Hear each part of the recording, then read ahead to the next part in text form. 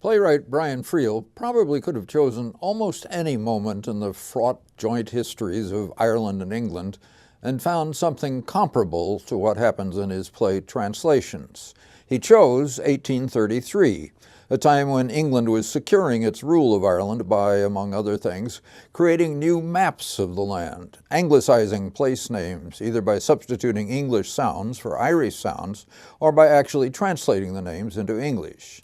This is then another of the many moments in which the Irish are gradually mixing their own culture with the English, either by yielding to the English or resisting it, sometimes violently. Friel sets his play in an Irish head school in the village of Ballybeg. The name in Irish means simply small town.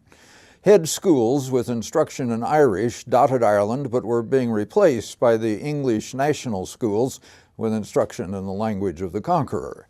The English gave head schools that name because their poverty made their construction seem little better shelter than crouching under a hedge, poverty captured in the jumble of materials in the set by George Compass and director Madeline Finn in the recent production by the Black Mirror Theatre.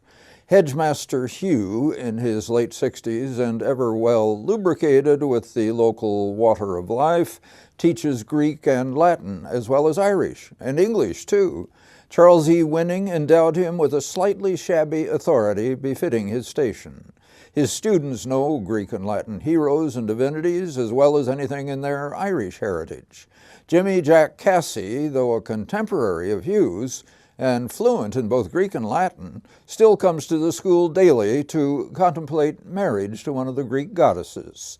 Daniel Higgins captured well the character's charming eccentricities.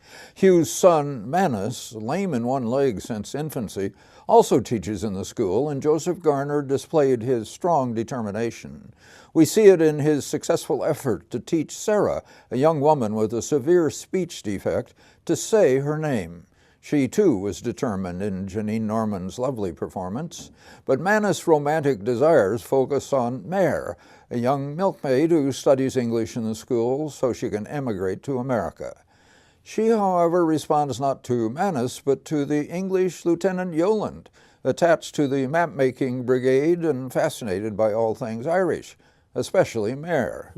Carly Ouding and Jessie O'Friel made of their budding romance a touching and lovely scene in which neither speaks the other's language. Everyone speaks English in translation, but playwright Friel, director Finn, Irish language coach Dennis Corcoran, and the entire cast made clear which language each character was speaking at each moment. William Nolan was a brusque and stern English Captain Lancy.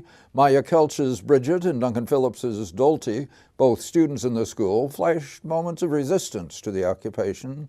Schoolmaster Hugh's second son, Owen, returned from 6 years in Dublin and now working as a translator for the English, provided Sean Michael with a multifaceted, fascinating character, and Michael responded with the richest performance I have seen from him. Catherine Hopkins designed the period costumes, Claire Fairbanks the lights, and director Finn surmounted the multiple problems with the Zach Theatre in creating a splendid production. Yes, they did, and that love scene you mentioned really was wonderful. Wasn't that lovely? Yeah.